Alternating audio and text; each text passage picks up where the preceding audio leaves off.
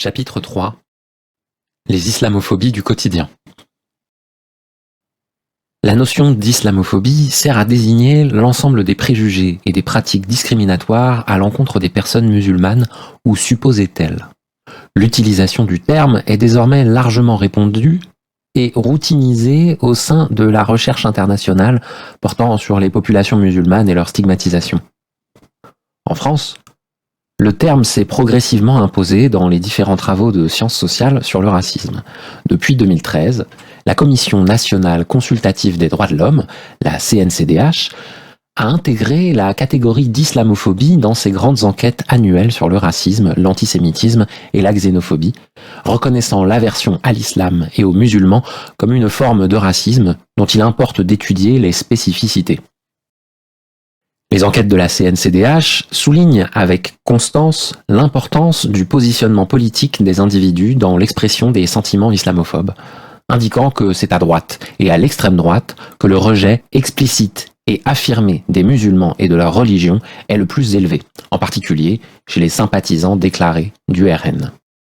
L'usage de la notion d'islamophobie fait l'objet d'un consensus scientifique, mais non politique. Le terme a en effet été l'objet d'une active disqualification dans l'espace médiatique et intellectuel au cours des dernières décennies, et beaucoup d'observateurs s'accordent pour dire qu'il existe une réelle spécificité française en la matière. Derrière la critique du mot, on retrouve souvent un déni de la chose, c'est-à-dire un refus de reconnaître l'ampleur et l'impact du racisme anti-musulman et par continuité une suspicion portée sur les tentatives de documenter, analyser et combattre le phénomène. Un des traits communs à beaucoup de ces dénégations est justement de ne pas admettre le rapprochement de l'islamophobie avec d'autres types de racisme. Quand il ne s'agit pas tout bonnement de qualifier l'islamophobie de racisme imaginaire, on revendique le droit de critiquer une religion, critique légitime qu'il s'agirait de distinguer du vrai racisme, lequel est alors réduit à la hiérarchisation de groupes raciaux constitués à partir de traits biologiques ou morphologiques supposés communs. Comme l'islam n'est pas une race, alors l'islamophobie ne saurait être du racisme. C'est oublier qu'il existe, évidemment, plusieurs modalités de manifestation du fait racial, plusieurs vecteurs de racialisation, et que la forme moderne du racisme scientifique n'a toujours été qu'une élaboration secondaire et très spécifique du racisme occidental. Point besoin de l'idée de race biologique pour jeter sur les groupes et les individus le calcaire de l'irréversible. D'autres référents, la culture, la tradition, la religion, peuvent subir à leur essentialisation. Le racisme s'est toujours adossé à une multiplicité effrayante de supports, dont le religieux fait résolument partie.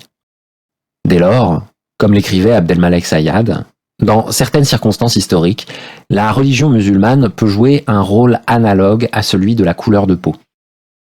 L'islam sert alors de sorte de patère à laquelle on accroche tous les préjugés, tous les stigmates, tous les racismes.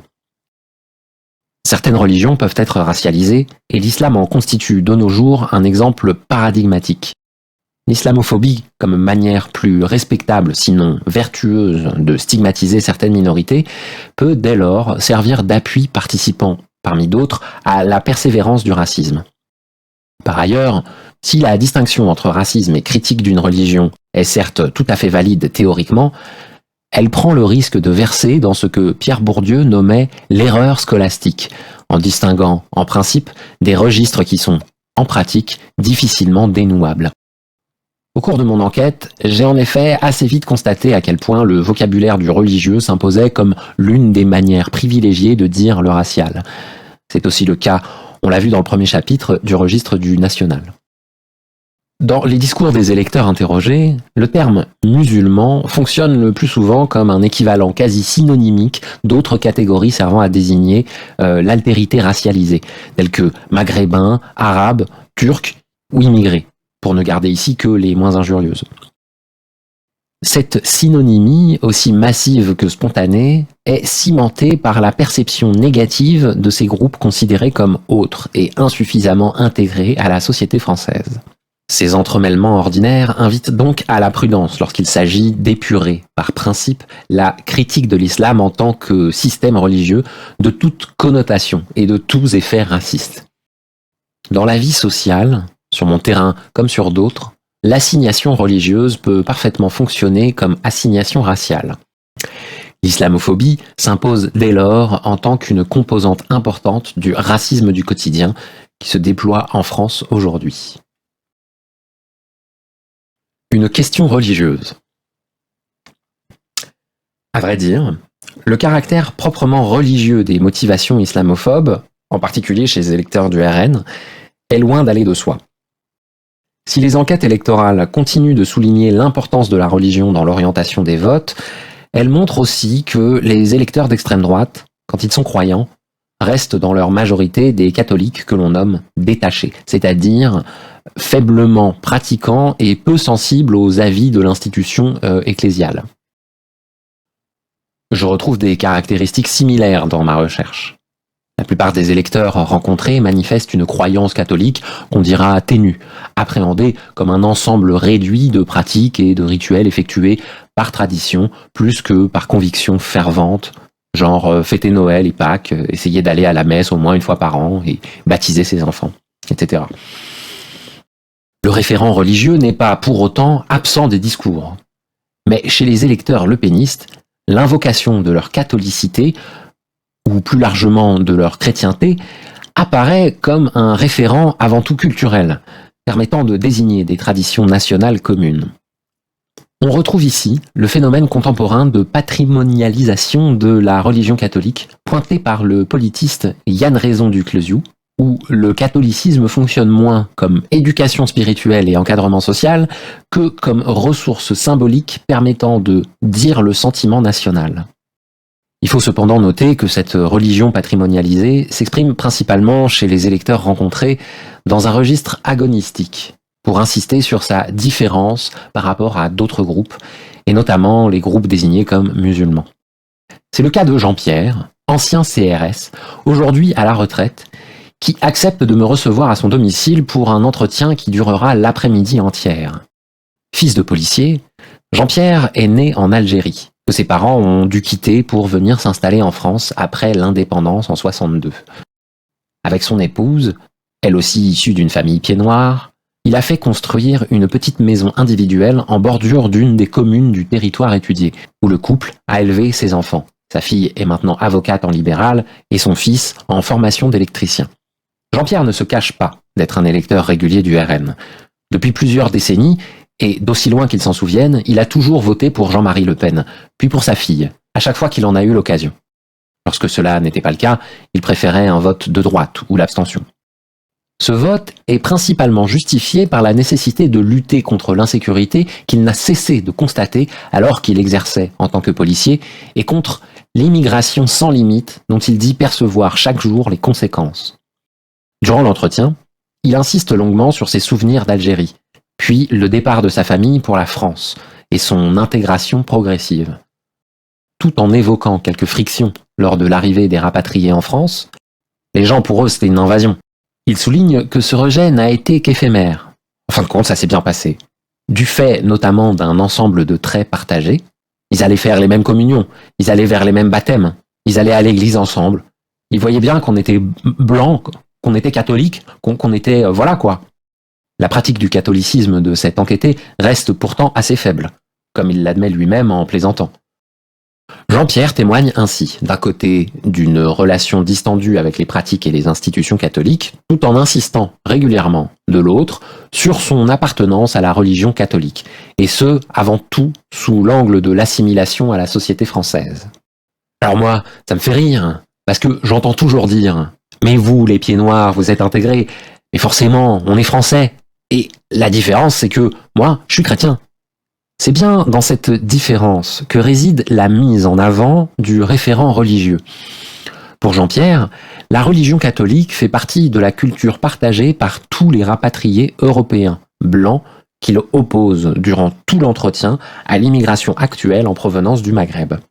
Ces immigrés, qu'il qualifie également de façon quasi interchangeable de musulmans, ne sauraient, en revanche, eux, pouvoir s'intégrer à la société française. Ainsi, de la même manière qu'une chaîne d'équivalence est activée pour associer l'islam à d'autres figures altérisées et stigmatisées, la référence à la chrétienté enclenche une chaîne symétrique reliant d'autres identités plus valorisées. La référence au catholicisme, mise en contraste avec les groupes immigrés musulmans, permet à cet électeur d'affirmer son inclusion au groupe majoritaire au sein de l'espace national, racialisé français. Affirmation d'autant plus importante que cette inclusion a pu être un temps mise en doute lors de son arrivée en France métropolitaine. Ce n'est donc pas depuis un dogme religieux catholique que les musulmans sont rejetés, pas de guerre de religion stricto sensu ici. Une illustration supplémentaire de la dimension non strictement religieuse de l'islamophobie est que celle-ci est mise en œuvre non seulement par des croyants, mais aussi par des personnes athées convaincues. C'est le cas de Lucie, mère au foyer, qui revendique régulièrement au cours des entretiens son attachement au principe de laïcité. Elle se dit hostile à toutes les religions. C'est toutes les religions qui m'emmerdent. Et regrette que ces dernières s'affichent désormais, selon elle, de façon plus accentuée qu'auparavant dans son quartier. Elle me donne pour exemple un de ses voisins qui a récemment accroché un chapelet au rétroviseur de sa voiture. Il me dit l'autre jour, je mets un chapelet, c'est pour emmerder les Arabes. Donc, je sais qu'il est catholique, mais avant, il mettait pas de chapelet dans sa voiture. Elle ne renvoie pas pour autant ces affichages religieux dos à dos. L'examen des entretiens montre que c'est bien l'islam qui constitue pour elle le problème religieux, non pas unique, mais principal et prioritaire, le plus inquiétant. Les manifestations patrimoniales du catholicisme sont en revanche admises, voire valorisées. La présence de crèches de Noël dans l'espace public, par exemple, est considérée comme festive et traditionnelle, permettant de réaffirmer un petit peu de l'identité française. Du fait de son ancrage historique comme religion majoritaire dans l'espace national français, la religion catholique peut ainsi s'adosser à un certain sens commun, un faisceau d'évidence partagée sur ce que sont les traditions françaises légitimes. À l'inverse, les manifestations de l'islam, qui semblent condamnées à n'être que toujours extérieures à l'identité française traditionnelle, sont évoquées par tous les enquêtés comme trop visibles, s'imposant dans l'espace public et commerçant local, via les signes religieux visibles, les cérémonies religieuses, les boutiques halal, etc. Chez Lucie comme chez d'autres, la religion musulmane est conçue comme invasive et agressive, menaçant jusqu'à l'identité des citoyens français, comme elle le dit. J'ai l'impression, et on peut pas dire que c'est parce que je suis catho, parce que je suis athée, mais j'ai l'impression qu'on est vraiment en train de nous dévorer, quoi, et de nous interdire d'être ce qu'on est. L'islamophobie semble ainsi pouvoir servir de point de ralliement entre catholiques croyants, non pratiquants, et athées, soit les deux caractéristiques principales, sur le plan religieux, de l'électorat du Rassemblement national. Ce n'est pas un hasard si Marine Le Pen revendique aujourd'hui à la fois la reconnaissance de la culture chrétienne de la France, où le christianisme et surtout le catholicisme est appréhendé comme un ensemble de mœurs et de traditions communes, et la défense de la laïcité, principe de plus en plus invoqué dans l'espace politique français contemporain comme un marqueur identitaire et un vecteur d'exclusion. Les deux piliers de ce positionnement, catholicisme patrimonialisé d'un côté et laïcité identitaire de l'autre, se rejoignent dans un même antagonisme vis-à-vis de l'islam, principale religion visée dans les discours et le programme du RN. Chez les électeurs ordinaires de ce parti, la dimension religieuse du vote RN se manifeste elle aussi principalement ex negativo, contre une religion musulmane présentée comme étrangère, trop visible, voire dangereuse. De ce point de vue, ce vote est moins un vote catholique qu'un vote anti-musulman. Plus encore, la catégorie religieuse sert également à désigner d'autres identités sociales et nationales, le plus souvent codées racialement. Exprimer un attachement ou une aversion à l'égard d'une religion, c'est aussi témoigner de ses goûts et dégoûts sociaux pour certains styles de vie, perçus comme menacés, et donc à défendre, ou menaçants, et donc à combattre. Le référent religieux permet ainsi de nommer une appartenance, une différence et une hostilité. D'une certaine façon, dans un contexte de déchristianisation, où le catholicisme perd sa centralité sociale en France, le référent religieux retrouve sa saillance comme signifiant racialisé, c'est-à-dire comme modalité, et sans doute l'une des plus dissibles et les plus légitimes, par laquelle le conflit racial peut s'exprimer et se politiser. Le sexisme des autres. Une autre clé de la boîte à outils rhétorique islamophobe consiste à souligner la dimension patriarcale de la religion musulmane et l'inégalité entre hommes et femmes que celle-ci consacrerait. Comme diverses analyses l'ont déjà relevé, le problème récurrent de ce type de discours est, outre la négation des usages pluriels qui peuvent être faits de préceptes religieux, que le procès en sexisme est alors le plus souvent restreint aux groupes non blancs, laissant hors de portée critique les autres formes, non minoritaires, de domination masculine. Cette restriction a pour double effet de stigmatiser les minorités raciales dans leur ensemble, tout en innocentant le groupe majoritaire de sa participation à l'ordre patriarcal. Ces processus de racialisation du sexisme, à l'œuvre dans les discours publics, se retrouvent également sous des formes plus ordinaires sur mon terrain. Le refus de la mixité de genre dans certains espaces, en particulier, est souvent mentionné par mes interlocuteurs. Le café Le Faubourg de Ferran, évoqué dans le chapitre précédent, tenu par un musulman, émerge par exemple régulièrement dans les discours pour souligner sa clientèle presque exclusivement masculine. Beaucoup, hommes comme femmes, insistent sur le fait qu'il n'y a que des hommes là-bas, et qu'il n'est pas agréable, voire impossible pour une femme de s'asseoir à la terrasse de ce café. Si la fréquentation du faubourg est de fait très majoritairement masculine, cette exclusion informelle des femmes est rapportée à des propriétés culturelles et religieuses, permettant à nouveau de marquer une séparation entre le nous et le eux. Comme l'un des habitants me le résume, les femmes au café, ils aiment pas trop. De façon significative, cette dimension est évoquée aux côtés d'autres signes de la différence musulmane. Le fait que le faubourg ne vende pas d'alcool, les boucheries halal dans le centre-ville, le port de certains vêtements, etc. À cet égard, ce qui dérange n'est pas tant, au fond, l'éviction des femmes de certains lieux que la non-conformité des musulmans aux mœurs dites françaises, dont la faible mixité de genre est un marqueur parmi d'autres. Par ailleurs, le caractère spécifiquement islamique de ce type d'exclusion genrée est relativisé par d'autres personnes rencontrées, et en premier lieu par l'ancien propriétaire du bar, pendant une trentaine d'années, Philippe. Comme il me l'indique en entretien, à l'époque où il tenait le faubourg, les femmes, il n'y en avait pas des masses. En riant, il reconnaît que, même nous, on parle des Turcs et des Arabes, les foulards et les machins, là, mais moi, à mon époque, c'était que les hommes au bar. Si le faubourg a été, et reste, un espace populaire d'entre-soi masculin, le fait qu'il s'agisse désormais de masculinité non blanche, ici rapportée à leur appartenance supposée à la religion musulmane, attise l'attention et le scandale. Seul le sexisme des autres semble ainsi pouvoir être noté et perçu négativement. On retrouve un phénomène similaire à propos du port du foulard. Dans les entretiens, lorsqu'il est question de l'islam, l'évocation des femmes voilées est très fréquente, presque automatique. Si ce sujet entraîne toujours la réprobation, c'est avant tout pour souligner le désajustement de la religion musulmane à la culture nationale dite française, à ses mœurs et à ses valeurs. Comme on me le répète régulièrement au cours de l'enquête, ici, on ne voile pas sa femme.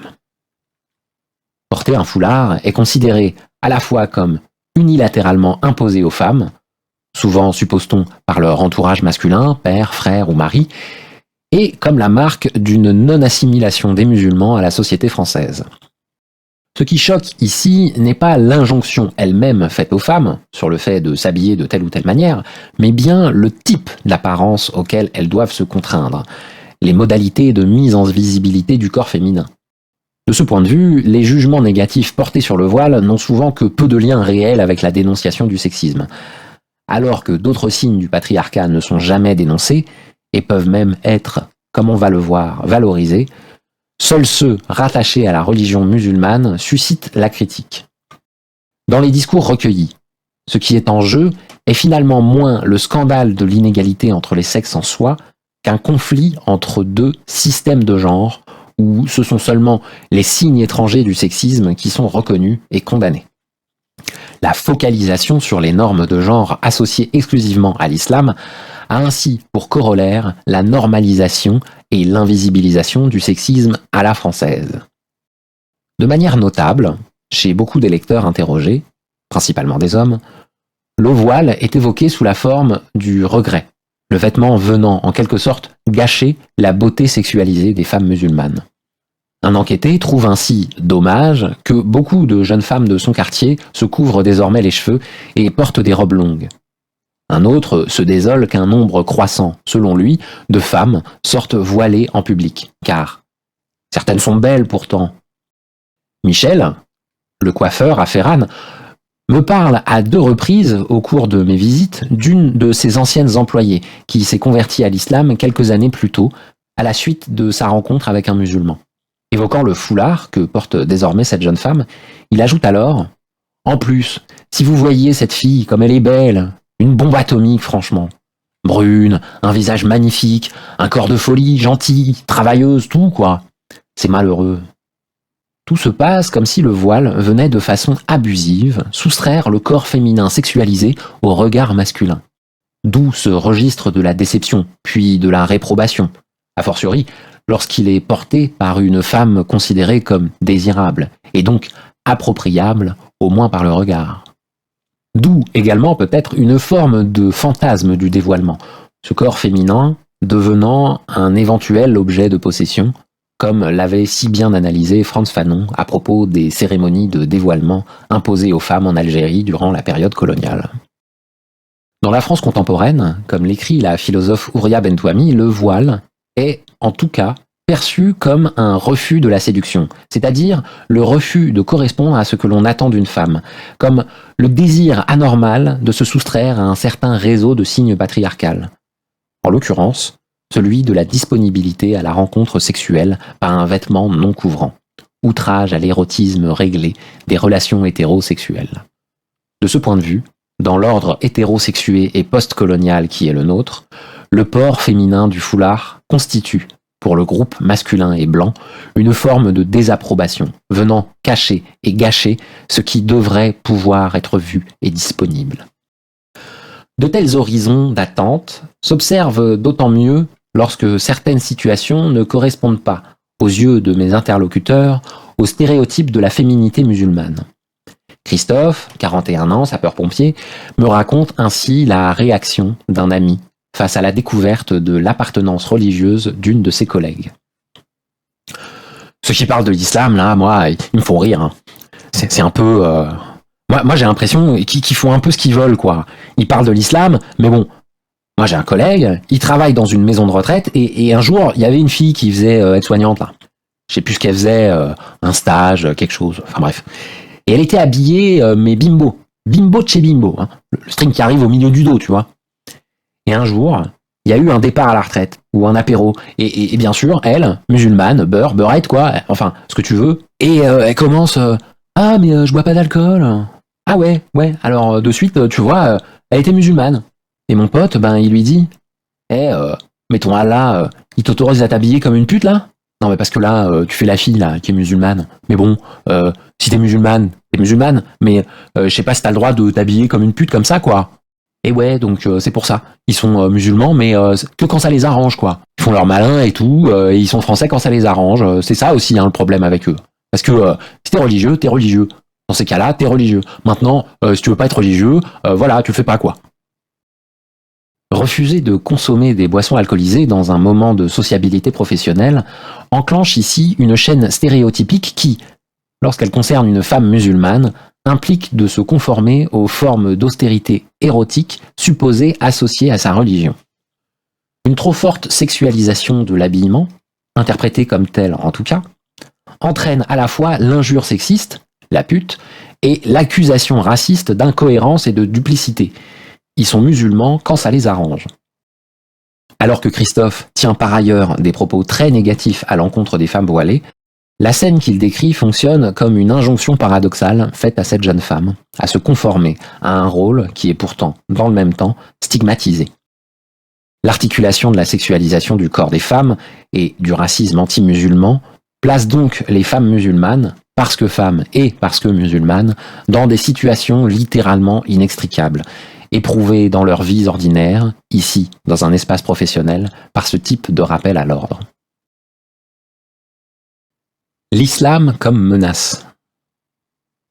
Au cours de l'enquête, le stéréotype de la femme musulmane, muette, victime, manipulée, où le port du voile est perçu comme le signe patent d'une soumission à l'ordre masculin musulman, n'est pas le seul cadrage mobilisé. À d'autres moments, et parfois chez les mêmes personnes au cours d'un même entretien, porter le foulard est interprété comme un véritable choix de la part des femmes. Mais il est alors dénoncé comme un acte de provocation, sinon de prosélytisme. Lucie, dont on a noté précédemment l'athéisme fervent, évoque par exemple à plusieurs reprises sa méfiance à l'égard d'une amie de sa famille, Siham, étudiante en médecine qui se déclare musulmane et porte le foulard. Si le port du voile est bien considéré comme un choix personnel de Siham, celui-ci est en revanche interprété comme révélateur d'une attitude dangereuse. Lucie y voit le signe d'une affirmation qui confine à l'imposition et qu'elle associe, par relation d'idées, aux croisades. Ce n'est pas juste de la provocation, parce que finalement, si c'était de la provocation, ce serait peut-être qu'un temps donné. Mais ça dure et ça s'amplifie. Et il y a ce retour à vouloir affirmer. Alors, affirmer, c'est une chose, mais vouloir imposer, c'est une autre. Parce que qu'ils affirment leur religion, chacun chez eux, en groupe, qu'ils se retrouvent, mais vouloir l'imposer aux autres, non. Et c'est ça qui fait que le temps des croisades, tout ça, c'était ça aussi. C'était vouloir imposer à l'autre la religion, la seule. Le port du voile est ici en quelque sorte surpolitisé, en faisant de ce vêtement le signe d'un prosélytisme menaçant. De ce point de vue, le voile est non plus perçu comme imposé aux femmes par les hommes, mais aux Français par les musulmans et les musulmanes. Si c'est à nouveau la confrontation entre deux modes de vie, de culture, qui est mise en scène, les femmes n'en sont ici plus les victimes ou les supports passifs, mais les responsables au même titre que les hommes. Le discours islamophobe sur le port du voile peut ainsi tantôt dénier aux femmes musulmanes ce que les sciences humaines anglophones nomment leur agency, leur capacité d'agir et de choisir, tantôt au contraire la leur reconnaître, mais en ne l'envisageant que comme une agency strictement religieuse et donc dangereuse. Comment expliquer ce passage d'une représentation à l'autre ?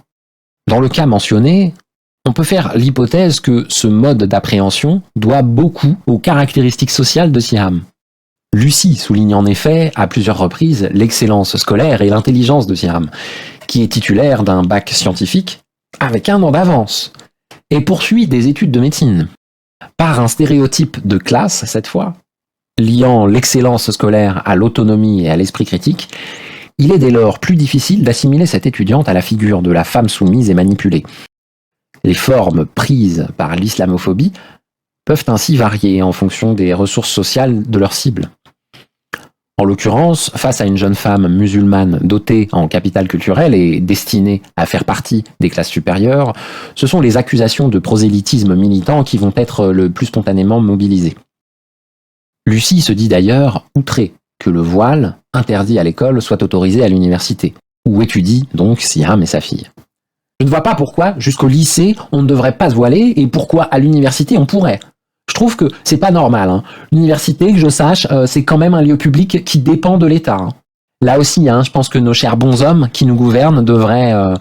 Les lois, elles sont faites aussi pour être changées, pour être améliorées. On voit ici que les lois françaises visant les signes religieux peuvent venir nourrir et légitimer, par une sorte d'effet de cliquet symbolique, les aspirations individuelles à un élargissement du périmètre d'exclusion des femmes portant le foulard. Ce qui n'est pas encore appliqué à l'université, Lucie le met en tout cas en œuvre là où elle en a le pouvoir, c'est-à-dire à son domicile. J'ai dit à ma fille, Siham, elle est la bienvenue à la maison et tout, mais je n'accepterai pas le voile. Parce que moi, chez moi, c'est athée. Il n'y a pas de religion. Bon, et du coup, elle n'a pas osé lui dire de venir. Les processus d'exclusion déjà entamés dans les espaces publics et scolaires peuvent ainsi s'étendre par capillarité et par l'intermédiaire de ce type d'initiative individuelle aux espaces privés de sociabilité. De façon plus générale, ce lexique de l'imposition utilisé à propos des pratiques religieuses liées à l'islam est omniprésent dans les entretiens. Sur mon terrain, il fonctionne à bien des égards comme un opérateur d'intensification du racisme. Pour les électeurs interrogés, L'appartenance, réelle ou supposée, à l'islam semble en effet venir aggraver le stigmate déjà accolé aux immigrés. Comme l'exprime Jean, infirmier à la retraite. Ils ont la même religion, les mêmes pratiques, les mêmes coutumes. Et certains n'arrivent pas à s'intégrer, ou ne veulent pas. La dernière précision est d'importance.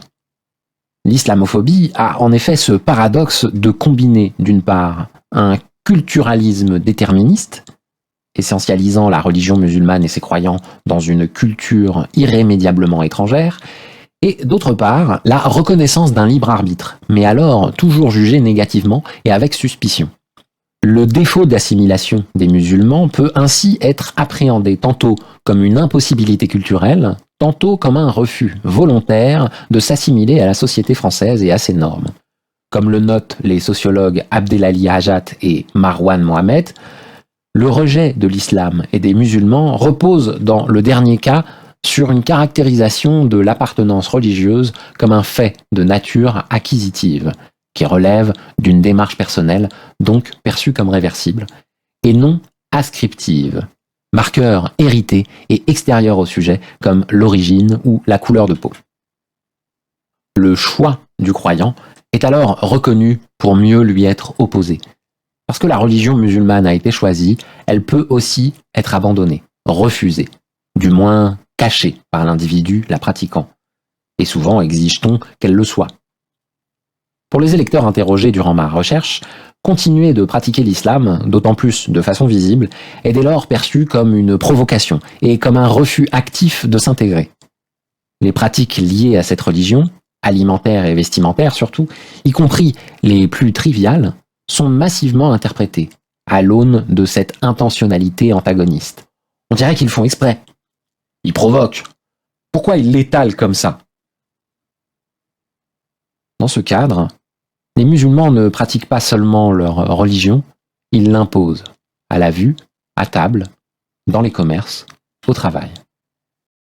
De ce fait, le degré de visibilité et d'intensité de la pratique de l'islam est particulièrement scruté et commenté.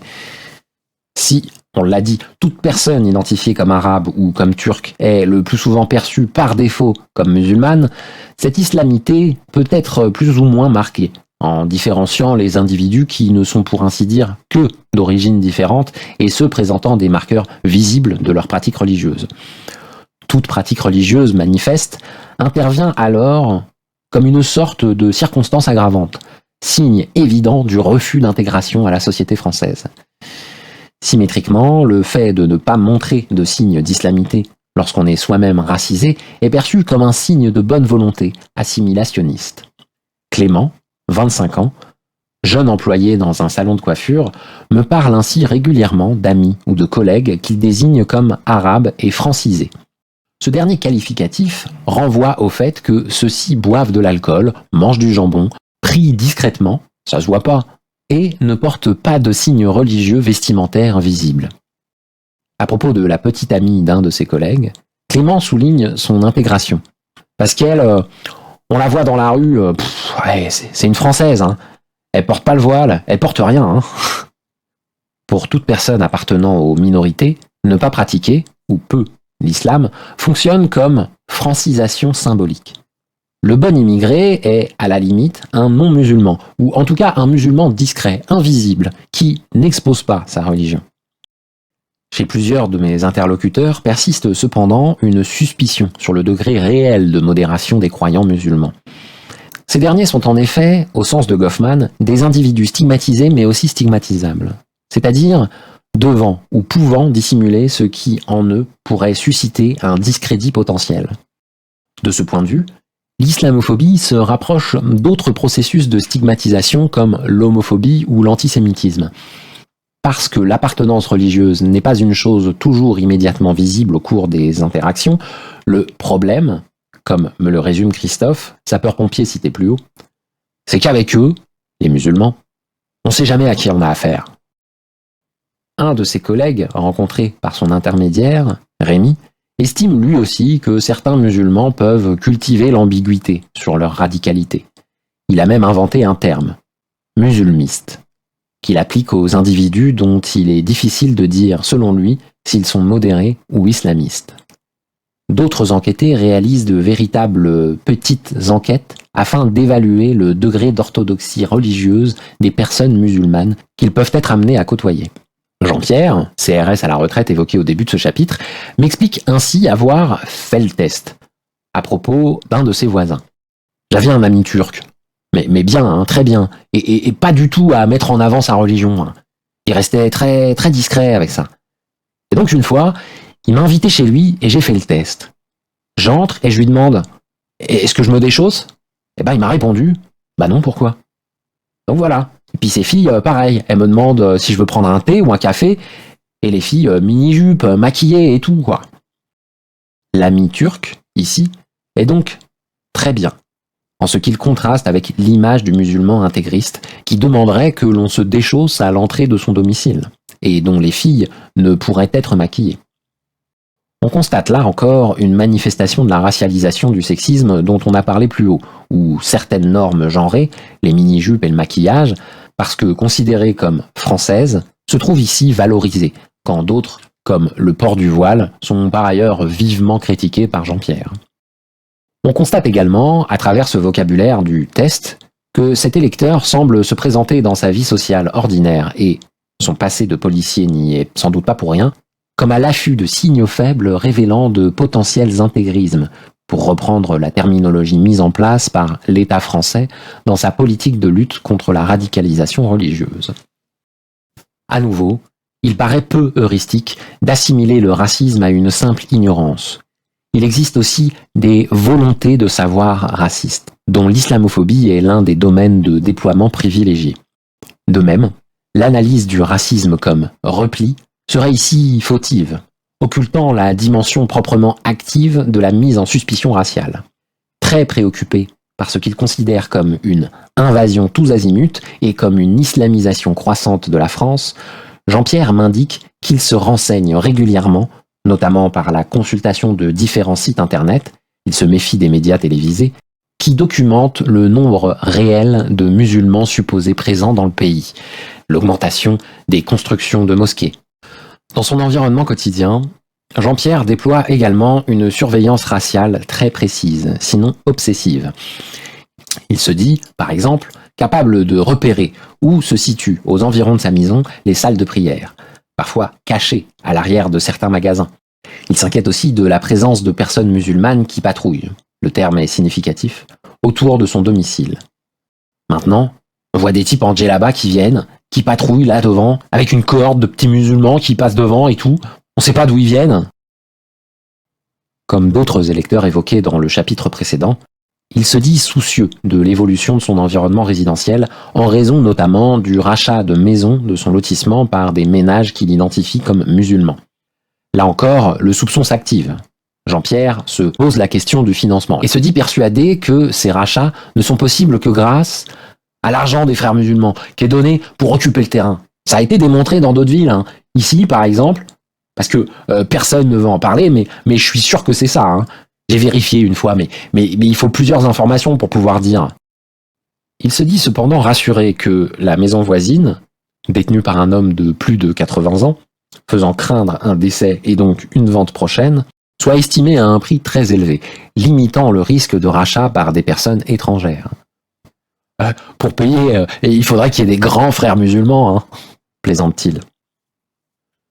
Je rencontre ainsi, au cours de mon enquête, différentes manifestations ordinaires d'un certain style paranoïaque, pour reprendre la formule de Richard Hofstadter, qui prête aux musulmans une présence et un pouvoir démesurés dont la croissance semble, à bien des égards, irrépressible. Robert, ancien ouvrier à la retraite, me fait part de ses sombres prédictions. Je me suis mis dans la tête, et on ne me changera pas mon idée. Hein. Pour moi, ils sont là, ils sont dans les administrations, ils sont partout. Dans la police, dans l'armée, partout, partout. Ils sont partout. Aux prochaines élections, ce sera même pas le Front National qui passera, ce sera un barbu. On a des chances, hein, parce qu'ils sont tellement nombreux maintenant, ils sont dans toutes les administrations. Pierrick, officier sapeur-pompier, va encore plus loin, en interprétant le port du foulard comme un signe politique et quasi guerrier, instrument d'une conquête du pouvoir. L'objectif, c'est que l'islamisme veut s'imposer partout en Europe, par tous les moyens. C'est une guerre de religion larvée, clairement, hein. Donc on impose petit à petit le voile. C'est quoi le voile? C'est simplement l'objectif. Ralliement de personnes, entre eux, déstabilisés. De toute façon, on y arrive à la guerre civile, je te le dis. C'est un gars des renseignements généraux que je connais, il me disait ça.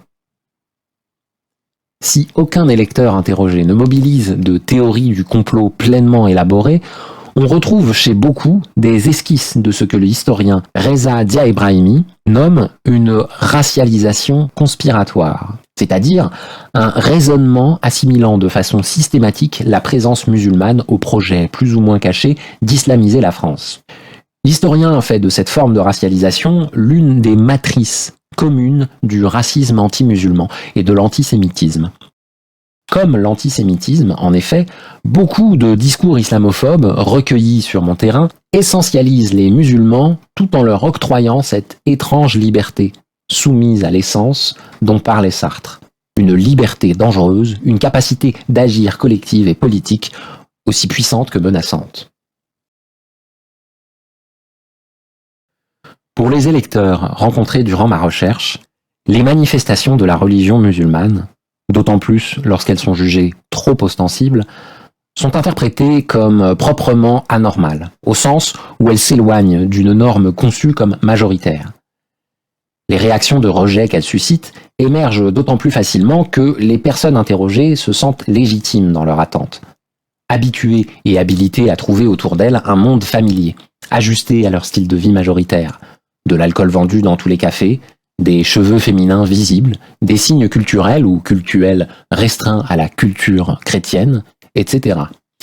L'islamophobie s'énonce ainsi depuis la norme, depuis un imaginaire national qui continue de construire l'islam, pourtant deuxième religion de France, comme une réalité étrangère, devant encore faire accepter son existence au sein de la société française. À l'anormalité s'ajoute la menace. La religion musulmane est en effet perçue comme progressivement imposée à la société française, soit de manière visible, et dès lors conçue comme agressive, soit de façon plus insidieuse et dissimulée, incitant les électeurs rencontrés à une scrutation inquiète et quotidienne des présences et conduites musulmanes. L'islamophobie s'articule dès lors à l'éternel soupçon pesant déjà sur l'intégration réelle des immigrés à la société française. Dans certains cas, l'allégeance supposée à l'islam semble même accentuer la méfiance à l'encontre de groupes et individus racisés, en mettant encore davantage en doute leur appartenance, si ce n'est leur loyauté, au corps national français. À bien des égards, le musulman apparaît comme la figure par excellence du minoritaire, voire, dans certaines circonstances, de l'ennemi intérieur, radicalisé en puissance qu'il s'agit d'identifier pour s'en protéger. En définitive, il est considéré comme un intrus, dont la présence sur le territoire français est jugée à la fois illégitime et inquiétante. Loin de se réduire aux revendications vertueuses de la critique des religions ou de l'égalité des sexes, l'islamophobie apparaît comme un vecteur majeur et légitimant du racisme à l'égard des minorités ethno-raciales en France. Même si les électeurs RN l'expriment ici sous une forme peut-être plus radicale, en tout cas plus explicite, leur discours est imprégné des représentations qui ont été largement diffusées au sein de la société française. Les sciences sociales ont documenté comment la fabrique islamophobe s'est déployée dans les espaces médiatiques et culturels, les champs politiques et juridiques, les enceintes étatiques. Ces discours islamophobes ne restent pas dans le ciel des idées, mais viennent nourrir les aversions des électeurs ordinaires et leur apportent justification et légitimité.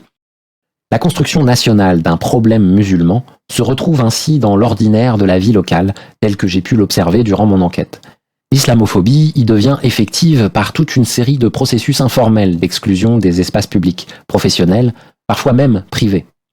Alors que les musulmans sont usuellement accusés d'être repliés sur leur communauté, beaucoup de cas analysés ici suggèrent une problématique inverse, à savoir qu'il est difficile pour les personnes pratiquant l'islam de trouver des lieux où la légitimité de leur présence n'est pas questionnée, où elles ne seront pas confrontées à des remarques, à des regards, à des attitudes de rejet ou de suspicion, quand il ne s'agit pas de violences verbales ou physiques plus sévères. Les cadrages médiatiques, les lois étatiques, les discours politiques œuvrant à la marginalisation des musulmans de France sont ainsi retraduits, reproduits et réactivés par des acteurs sociaux ordinaires dans le cours de la vie quotidienne, ce qui permet une greffe plus efficace de l'islamophobie sur le corps social.